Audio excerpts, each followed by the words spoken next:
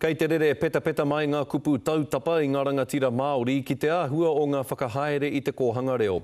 He ai kia koro wetere, minita o mua i ngā take Māori, me whai te runanga kohanga reo i ngā ture e whai ana e ngā uepu whakahaere kura. Ara, mā ngā iwi anō e tohu, ko wai hei māngai mō rātou. Kia tere, me heke.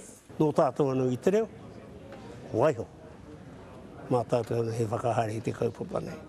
Ai, he tohunga ne. E ai ki te minita take Māori o mua, me whakahaungia te poari o te kohanga reo, ka tahi ka tīmata te kaupapa ki te anga whakamua. Ko taipea ki te wā me hoki anō ki te iwi i te tāone. Mā rātou hei kōkiri. Te tehi poari hou.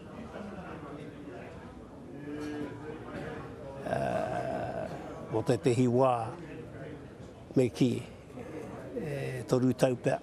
Ko wetere tētahi i āwhina ki te hāpaia kei te kaupapa i aia i roto i te whare pāremata.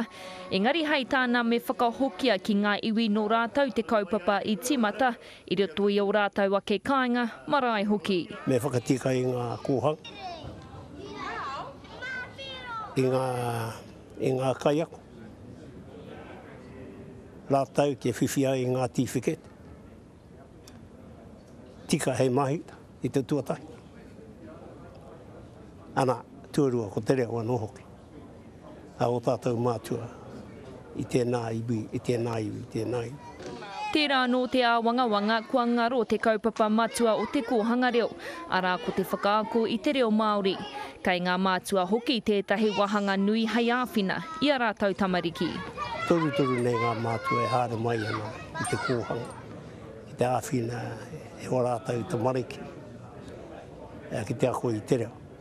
A te mea, hāra mai ki te kōhanga. E ono haora pēr i reira, i te hoki ngātu i te kāinga. Te kau māwaru pēr ngā haora, i roto i te reo Pākehā.